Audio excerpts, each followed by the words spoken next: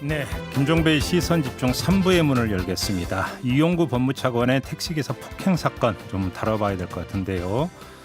애초 경찰은 택시기사를 폭행한 장면이 담긴 블랙박스 영상이 없다 이렇게 밝혔는데요. 나중에 밝혀진 사실이 이 영상이 있었고요. 해당 수사관이 이 영상을 보고도 못 본 걸로 할게요라고 말하면서 사건을 내사종결 처리를 했다고 합니다. 이에 대해 경찰이 어제 사과하고 진상조사에 나섰는데요.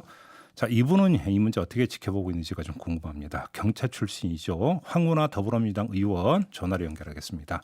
나와 계시죠, 의원님? 네, 안녕하세요. 네, 일단 좀 궁금한데요. 못 본 걸로 할게요. 그리고 내사종결 처리한 게 납득이 되십니까? 담당 수사관이 그 상태에서 이제 본인 나름대로는 이 사건에 대한 결론을 내려놓은 상태가 아니었나 이런 생각을 해봅니다. 그건 무슨 맞는지는 말씀이세요? 모르겠습니다만. 예. 그러니까 동영상을 보는 것이 의미가 없다. 즉 지금은 이제 이용구 차관 사건이 굉장히 이제 이목을 집중받는 중요한 사건이 됐지만 네. 당시에 담당 수사관이 볼 때는 예. 많고 많은 평범한 사건 중에 하나였고 네, 수사에는 부실 수사도 있어서도 안 되지만 네. 수사에는 비례 원칙이라는 게 있거든요. 이 예. 비례 원칙이라는 것은 간단하게 표현하면 과잉 수사를 해서도 안 된다는 의미거든요. 네. 즉 피해자 택시 기사분이 원하는 목적지에 도착한 후에 그 손님을 깨웠는데 손님이 나를 멱살을 잡았다. 네. 그래서 신고를 했었는데 나 합의가 됐기 때문에 처벌 원하지 않는다. 이렇게 진술했단 말이죠. 네. 이때 굳이 동영상을 볼 필요가 없다고 판단할 수 있거든요. 즉 단순 폭행 사건이 명백하구나. 그렇다면 동영상을 보면서 결국 이 논란이 되는 것이 운행 중이었냐 아니었냐는 거잖아요. 근데 그때 상태에 주행 모드 D로 있었다는 사실이 확인이 됐다는 거 아닙니까?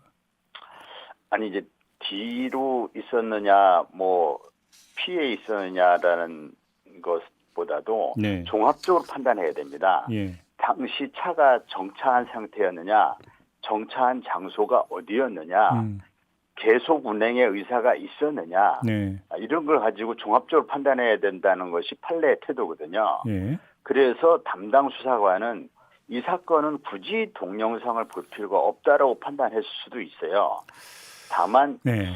좀 더 지금의 시각으로 보면은 왜 동영상도 보고 그 설사 단순 폭행이라는 결론에 변함이 없다 하더라도 네. 그렇다 하더라도 동영상도 보고 한 번 더 확인해 볼 필요했으면 좀 더 말끔한 처리가 되지 않았겠냐라는 그런 아쉬움이 있을 수 있죠. 그러나 그때 당시의 수사관의 입장을 돌아가서 판단해 본다면 굳이 동영상을 볼 필요가 없다라고 판단했을 수도 있다는 것이죠. 의원님 지금 의원님이 지금 물론 추정입니다만 의원님의 네. 그런 추정이 지금 얼마만큼 지금 우리 방송을 듣고 계시는 분들에게 설득이 될지는 솔직히 좀 의문인 게요. 네. 예를 들어서 수사관이 어떤 심증은 굳힐 수 있겠죠. 사람이니까. 하지만 그 심증과 뭔가 지금 다른 어떤 증거물이 나왔다라고 한다면 그때 수사를 다시 해야 되는 것은 기본 중에 기본 아니겠습니까? 그러니까 이제 근데 다른 심증과 다른 증거물이라는 게 지금 이제 블랙박스의 동영상의 내용을 아세요? 블랙박스의 동영상이 마치 블랙박스의 동영상을 보면 지금 결론 내린 단순 폭행이 운행 중 폭행으로 바뀐다는 걸 전제로 말씀하시는 거 같아요. 아니 거기에는 주행 모드 D라는 것까지 가든가 나왔으니까 지금 제가 질문 드리는 거잖아요. 주행 모드 D와 네. 주행 모드가 D에 있었다는 것과 운행 중과는 직접적으로 연결되지 않습니다. 네. 아 그래요? 네. 네. 그 당연한 거 아닙니까? 아니 D라는 게 드라이브 것은, 아닙니까? 드라이브 의원님. 드라이브인데. 네. 드라이브인데 네. 차가 정차 상태에 있었느냐는 거죠. 지금 택시기사는 차가 정차 상태에 있었다는 거잖아요. 네. 즉 뒤에 놓고 브레이크를 밟고 있었다는 거잖아요. 네. 네. 주행 중이 아니고. 아니 근데 여기서 의원님 저 이거 법리니까 네. 지금 논쟁을 벌일 필요는 없는데요. 애당초 아니, 경찰의 근데 설명은 예. 정차 중인 이런 게 아니라 아파트에 도착해서 이미 주행이 끝난 것으로 봤다는 게 처음에 경찰의 설명이었고 지금 이거는 그렇죠. 다른 상황이 나온 거 아니겠습니까? 그래서 어떤 드리는 다른 질문. 상황이라는 거죠? 어떤 아니, 다른 상황? 그러니까 거기서 D라고 하는 동영상이 이제 그러니까 아까 D라고 하는 게 D라고는 있었다라면 그러니까 예. 기사분께서 계속 주행을 하고 있는 상태로 인지를 하고 있다고 보는 게 순리상 맞는 해석 아닌가요? 택시 기사의 진술은 음. D 상태에 있었지만 브레이크를 밟고 정차한 상태에 있었다라고 저는 그 기사를 통해서 파악한 내용이거든요. 그래요. 그렇기 때문에 그런 네네. 부분은 네. 향후 진상조사를 통해서 확인될 내용입니다. 알겠습니다. 파편적인 팩트들을 가지고 이것은 주행 중이었다라고 이렇게 판단하는 건 아직은 섣부르죠. 알겠습니다. 자, 그럼 이거는 좀 우리 애청자들의 판단에 좀 맡기도록 하겠고요. 네. 자, 경찰의 그 주장은 윗선의 보고를 안 했다고 판단하고 있다. 이런 설명을 네. 내는데 그 네. 보고가 안 됐을 거라고 지금 보십니까, 의원님도? 아까 말씀드린 것처럼 그 당시 담당 수사관의 입장에서 볼 때는 이 사건은 중요한 사건이 전혀 아니었을 걸로 봅니다. 네. 즉 단순 폭행 사건이고 네. 합의된 사건이고 네.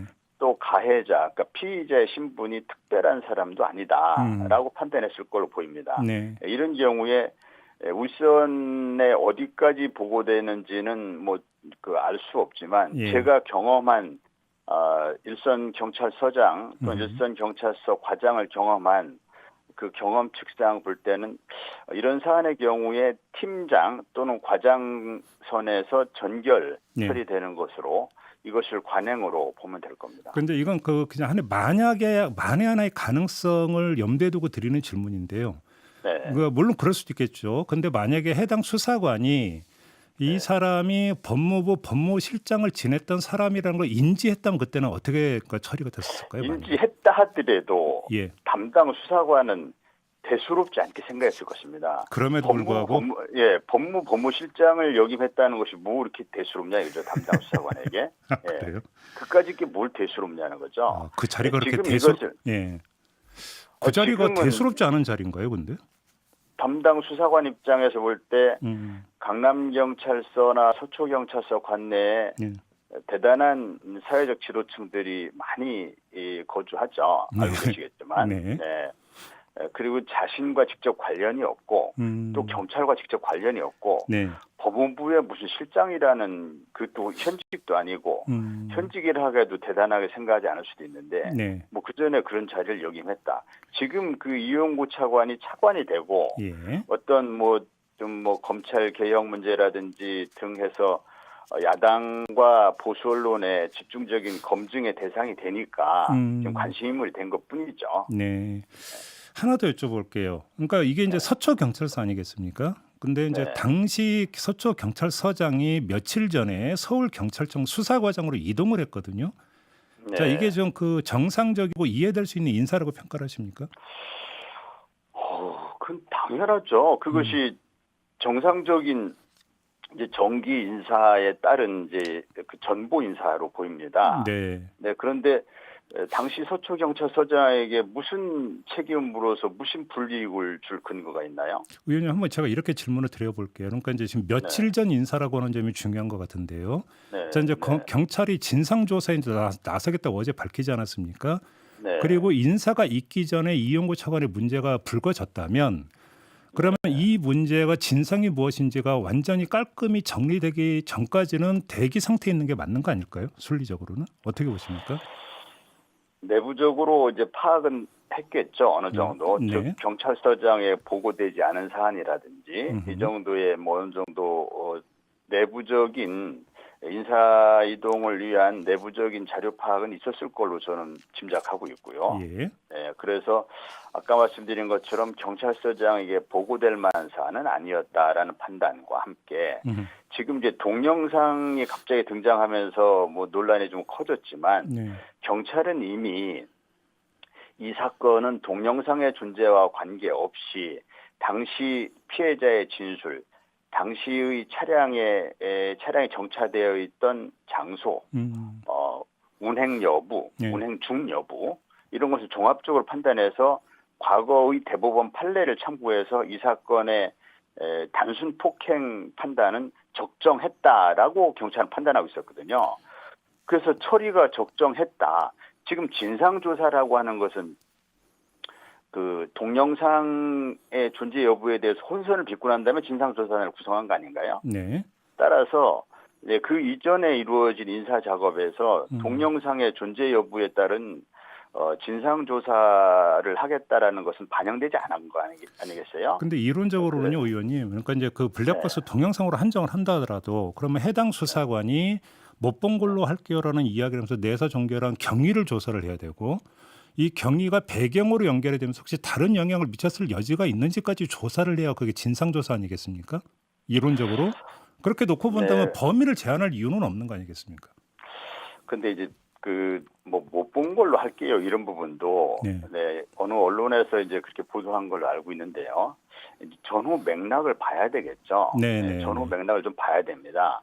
그래서 이 담당 수사관이 왜 동영상의 존재를 제출받고도 동영상을 택시기사가 제출했는데도 아까도 말씀드렸지만은 이 담당 수사관은 이미 그 상태에서 동영상의 제출 여부와 관계없이 이 사건은 단순 폭행에 해당한다는 결론을 내리지 않았을까라는 저는 그런 짐작을 하고 있습니다. 알겠습니다. 네, 네. 그래서 이 그런 상태에서 동영상이 제출된다 해서 근데 굳이 볼 필요 없다라는 취지로 얘기할 수도 있을 것 같아요. 알겠습니다. 마지막으로 이걸 좀 여쭤볼게요, 의원님. 아무튼 이 사건이 계기가 되면서 경찰한테 수사권 맡겨도 되는 거냐 이렇게 주장하는 사람들이 좀 나오던데 어떻게 평가를 하십니까? 경찰은 아시겠지만 뭐 13만의 거대 조직입니다. 크고 작은 경찰의 실수 또는 뭐 과오는 뭐 계속 나올 수 있습니다.